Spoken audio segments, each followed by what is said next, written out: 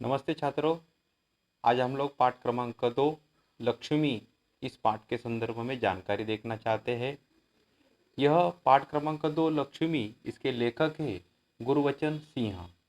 इस गुरुवचन सिंह जी ने हमारे इस पाठ के माध्यम से जो पशु पक्षी प्राणी इनके ऊपर जो हमारी प्रीति होती है, दया होती है, और उसकी जो भावना है वो व्यक्त करने वाले पशु प्रेम दर्शाया है इस पाठ में। लेखक का कहना है कि अनुपयोगी हो जाने पर भी प्राणियों का पालन पोषण हमें मानवता के हिसाब से करना चाहिए, क्योंकि हम लोग जो पशु पक्षी जो पालते हैं और जो पशु हमारे उपयोगी होते हैं, लेकिन कुछ जैसे जैसे उनकी उम्र बढ़ जाती है वह हमें कुछ काम नहीं होता है, यानी दूध देता नहीं है या बैल खेती में काम नहीं कर सकता है, तो भी ऐसे पशुओं को हम लोगों ने पालना चाहिए और यह हमारी जिम्मेदारी है। तो ऐसे इस पाठ के ऊपर पशु प्रेम के बारे में लेखक गुरुवचन सिंह जी ने इस लक्ष्मी नाम का जो पाठ है उसके माध्यम से जानकारी हम इस पाठ में दी है। देखो, मैं कुछ पाठ का अल्प परिचय आपके सामने प्रस्तुत करता हूँ। लक्ष्मी यह मवेशी के शौकीन ज्ञान सिंह की आधेड़ उम्र की प्रिय गाय थी। आधेड़ यानी आधे उम्र की। नौकरी से अवकाश होने के बाद ज्ञान सिंह को मकान खाली करने की नौबत आई तो लक्ष्मी को रखने की समस्या आई। यानी अवकाश यानी वो रिटायर हो चुके थे। कौन? लक्ष्मी मवेशी। जो अभी ज्ञान सिंह को मकान खाली करना था। ज्ञान सिंह जी नौकरी से वो अभी क्या होते, रिटायर हो चुके थे और उनको मकान खाली करना था, इसलिए अभी लक्ष्मी को कहाँ रखे? लक्ष्मी नाम की एक गाय है, गैया है, और उसे उन्होंने बहुत दिनों तक पाला था, लेकिन रूम खाली करना था, मकान खाली करना था, इसलिए उसके कहाँ रखे, ऐसे उनके सामने क्या थी? समस्या थी। तो उनका हल उन्होंने निकाला और अपने पड़ोसी और अपना दोस्त जो करामत अली को लक्ष्मी को सौंप देने से, और करामत अली जी जान से लक्ष्मी की सेवा करते थे, पर लक्ष्मी ने दूध देना बंद कर दिया तो वह उनके परिवार के लिए समस्या बन गई। प्रस्तुत कहानी में कहानीकार गुरुवचन सिंह ने एक और मित्र को दिए गए वचन का पालन पर बल दिया है। प्रस्तुत पाठ में एक दूसरे को हम लोग वचन देते हैं और उस वचन का हमें पालन करना चाहिए, ऐसा इस पाठ में भी हमें बताया है। दोनों दोस्तों ने एक दूसरे को वचन दिया था लक्ष्मी पालने के संदर्भ में। तो दूसरी ओर प्राणी मात्रा की प्रति दया भावना को प्रतिपादित किया है।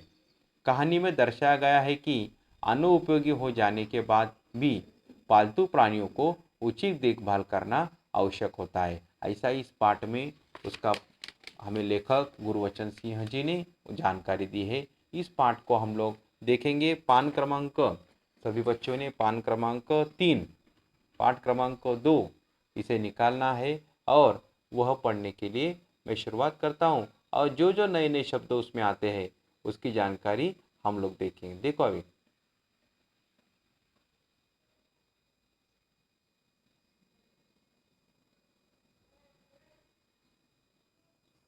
पाठ क्रमांक 2 लक्ष्मी। उस दिन लड़के ने तैश में आकर लक्ष्मी की पीठ पर 4 डंडे बरसा दिए थे। वह बड़ी भयभीत और घबराई थी। जो भी उसके पास जाता सिर हिलाकर उसे मारने की क्या करती थी?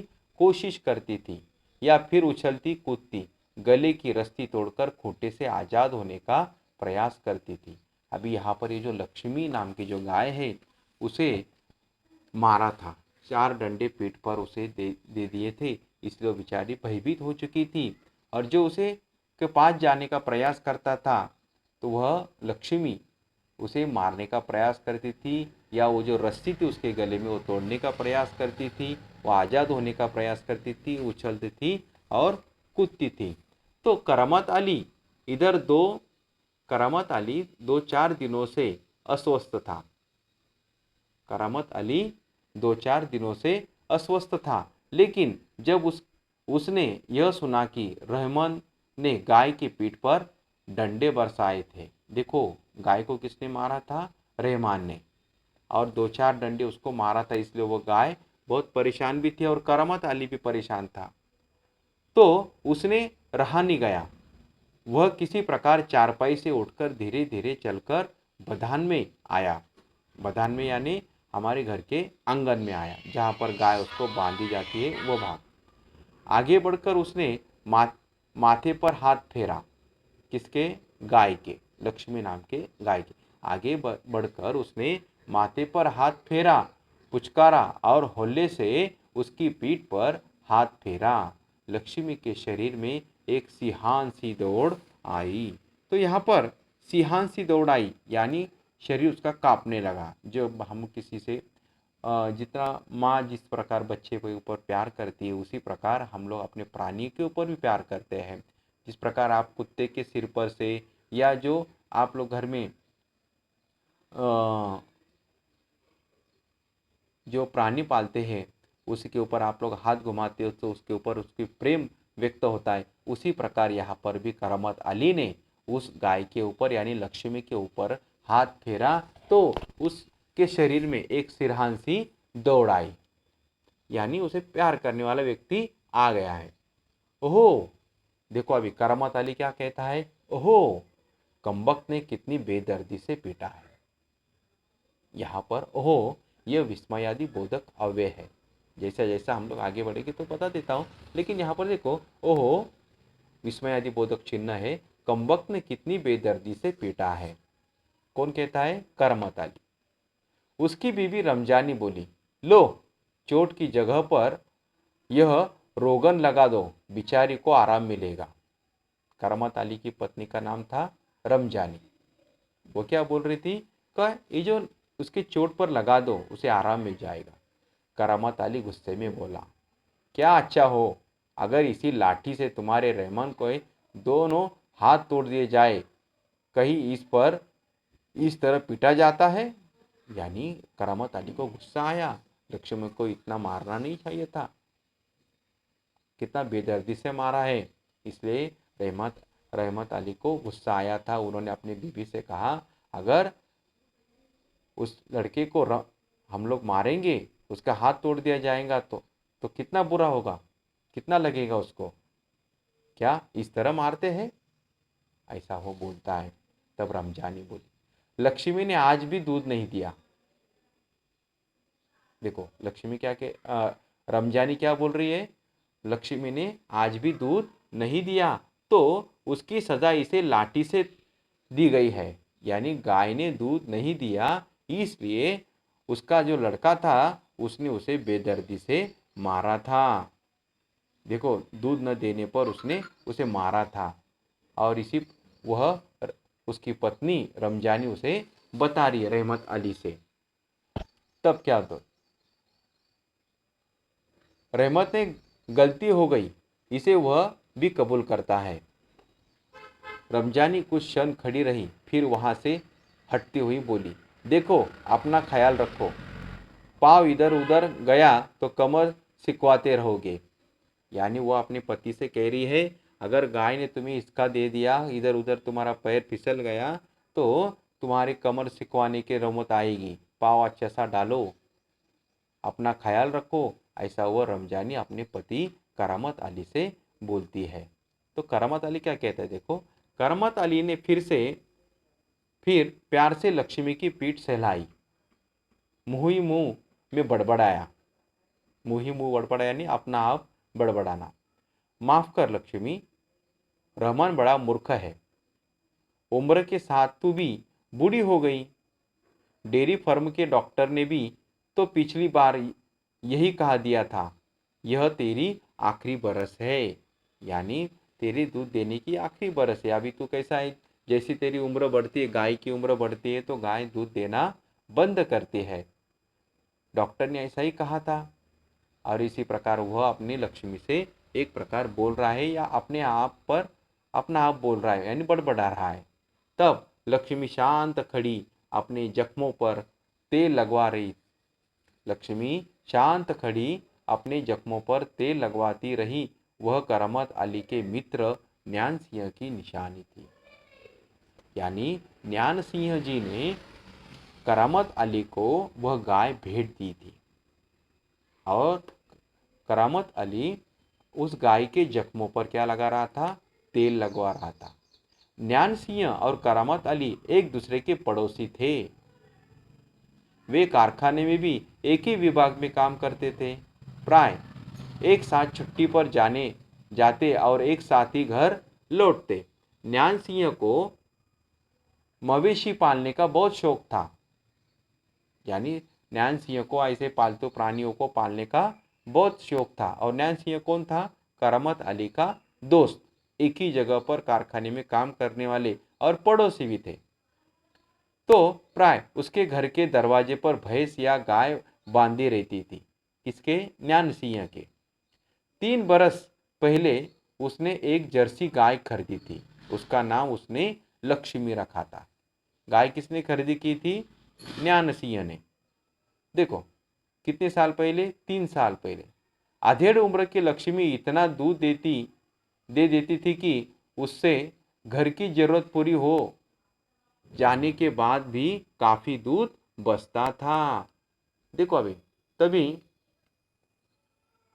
काफी दूध बच जाता था। तो गली के कुछ घरों में चला जाता था। यानी जो दूध बच जाता था वो गली के कई लोगों को दिया जाता था। दूध बेचना न्यान सिंह का धंधा नहीं था। केवल गाय को चारा और दर्रा आदि देने के लिए कुछ पैसे वो जुटा लेता था। यानी देखो उसने 3 साल पहले जो गाय खरीदी की थी न्यान सिंह ने, उसके घर की जरूरत दूध की पूरी हो जाने के बाद जो दूध बचता था वो गली के लोगों को बेच देता था और उन पैसों से वो लक्ष्मी का चारा जुटा लेता था। वो पैसे कमाने के लिए उसने गाय तो नहीं खरीदी की थी, वो एक शौक था उसका। नौकरी से अवकाश के बाद न्यान सिंह को कंपनी का मकान खाली करना पड़ा। अवकाश यानी क्या होता है? रिटायर एक प्रकार। जब आदमी नौकरी करता है तो कुछ 58 साल या 60 साल के बाद उसको नौकरी से अवकाश मिलता है। तभी वह अपनी नौकरी का जो जगह थी, कारखाना था, उस कारखाने में काम करते थे समय उनको मकान दिया गया था और वह मकान अभी उनको खाली करना था। समस्या थी तो लक्ष्मी की। वह लक्ष्मी को किसी भी हालत में बेच नहीं सकता था। यानी उसे लक्ष्मी को बेचना उसे उचित नहीं था, इसलिए वो लक्ष्मी को कहाँ रखे, ऐसा उसके सामने एक प्रश्न था। उसे अपने साथ ले जाना भी संभव नहीं था। जब अवकाश में 10-15 दिन ही रह गए तो करामत अली से कहा, मियाँ अगर लक्ष्मी को तुम्हें सौंप दूँ तो क्या तुम इसे स्वीकार करोगे? देखो एक दोस्त ने दूसरे दोस्त से पूछा है, अगर मैं तुम्हारे लक्ष्मी को तुम्हारे पास दे दूँ तुम उसे संभालोगे? तब मियाँ करामत अली ने कहा, देखो मियाँ करामत अली ने कहा था, नेकी और पूछ पूछ, नेकी और पूछ पूछ, भला इसमें बड़ी खुशनसीबी मेरे लिए और क्या हो सकती है? देखो यानी एक ही शब्द कहने पर मियाँ करामत अली ने लक्ष्मी को अपने पास रखने की इच्छा रख ली और वह खुशी खुशी उसे स्वीकार करने के लिए राजी हो गया। करामत अली पिछले 1 वर्ष से उस गाय की सेवा करता चला आ रहा था। गाय की देखभाल में कोई कसर नहीं छोड़ी। गाय की देखभाल में उसने कोई कसर नहीं छोड़ी रखी थी। करामत अली को लक्ष्मी की पीठ पर रोगन लगाने के बाद भी इंतमान नहीं हुआ इंतमान नहीं हुआ वह उसके सिर पर हाथ फेरता रहा। लक्ष्मी स्थिर खड़ी उसकी ओर जिज्ञासा पूर्वक दृष्टि से देख रही थी।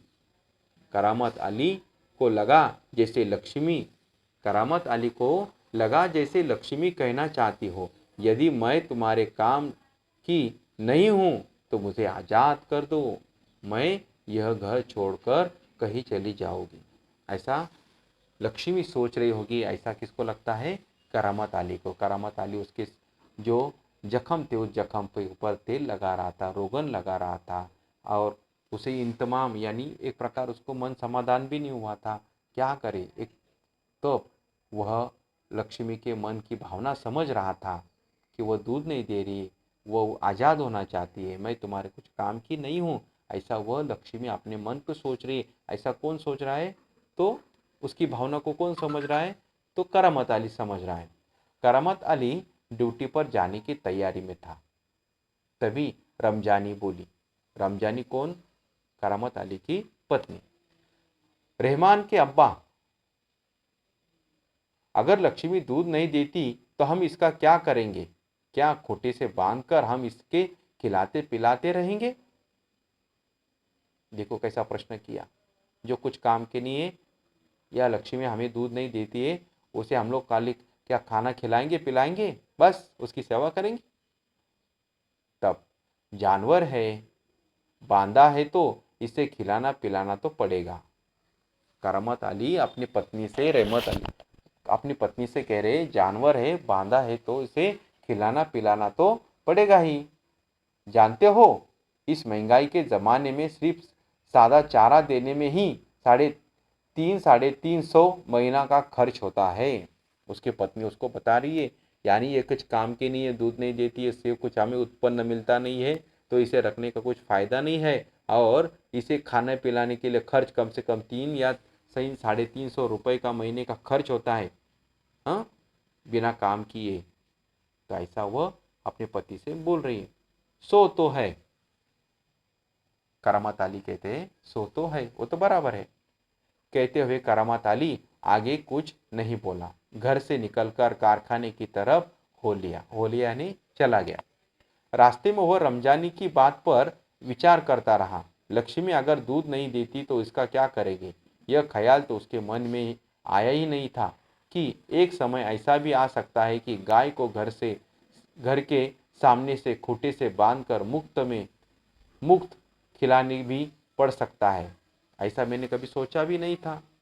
वो गाय अगर दूध नहीं देती है तो आगे चलकर उसे हमें खाना खिलाना ही पड़ेगा, क्या करें? ऐसा वो कारखाने में जाते समय वह मनी मन अपना सोच रहा था। उसके साथी नईम ने उसे कुछ परेशानी में देखा। नईम उसका दोस्त था, साथी था, काम करने एक जगह पर काम करते थे। तब उसने अपने करामत अली को परेशान देखा तो उसने पूछा, करामत मियाँ, क्या बात है, बड़े परेशान नजर आते हो, खैरियत तो है? खैरियत यानी सब कुछ ठीक ठाक तो है? तब वो क्या कहता, देखो, ऐसी कोई विशेष बात नहीं है, कुछ तो होगा। क्या बताऊं? गाय दूध देना बंद कर दिया है। करामत अली ने अपने दोस्त नईम से कहा, गाय ने दूध देना बंद कर दिया है, बड़ी हो गई है, बिठाकर बिठाकर खिलाना पड़ेगा, और इस जमाने में गाय भैंस पालने का खर्च, यानी आगे डॉट डॉट या टिम्ब टिम्ब दिया है, यानी क्या, बहुत खर्च आता है। इसी प्रकार वह बता रहा है। तब इसमें परेशान होने की क्या जरूरत है, गाय बेच दो। कौन कहता है? नईम। नईम सलाह करामत अली को देता है, गाय को बेच दो। तो यहाँ तक हम लोगों ने ये जो पाठ पढ़ा है, पान क्रमांक 3 और पान क्रमांक 4, इस पाठ में जो शब्दार्थ आए हैं वो शब्दार्थ आप लोगों ने ठीक तरह से अपनी बही में लिख लेना है। जब पाठ पढ़ते समय देखो, पहला शब्द है तैश, दूसरा शब्द है तैश, तैश का शब्द अर्थ का है गुस्सा। बथान, बथान का अर्थ है गाय बैल को रहने का स्थान, जिसे हम मराठी में गोठा कहते हैं। तीसरा शब्द है सिहरन, यानी कपकपी यानी घबराना। चौथा शब्द है रोगन, दवा मिलाया हुआ तेल। रोगन का अर्थ है जिस तेल में पाउडर डालकर जख्म पर लगाई जाती है उसे दवा मिलाया हुआ तेल। कबूलन, कबूलना यानी स्वीकार करना, कबूलना यानी स्वीकार करना। इसी प्रकार पान क्रमांक 3 और पान क्रमांक 4 के ऊपर से हम लोगों ने यह पाठ देखा है। बच्चों, आप ये पाठ पढ़ना है। अगले वीडियो में हम लोग फिर से और जानकारी देखेंगे। धन्यवाद।